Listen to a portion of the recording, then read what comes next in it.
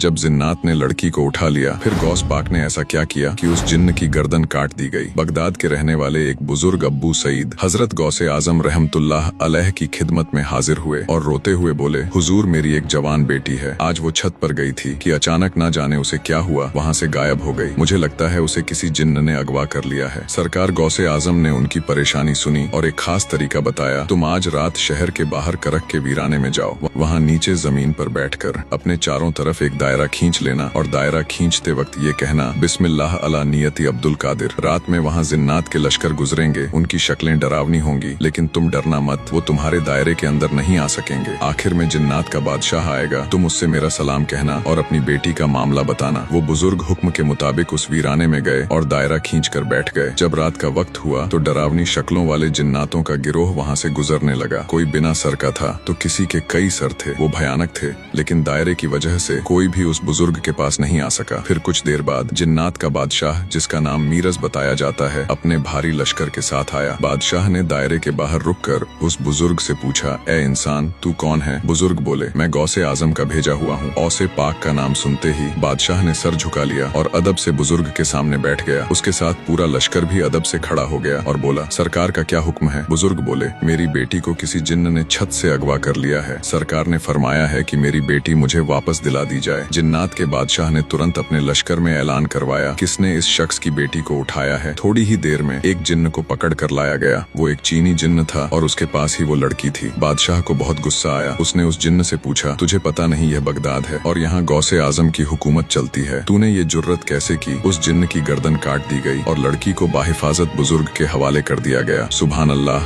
गौसे आजम का वो मर्तबा है जहाँ जिन्नात भी थर थर कांपते हैं। दोस्तों, अगर आप भी गौसे आजम के सच्चे दीवाने हैं तो दिल से लिखिए, या गौसे आजम।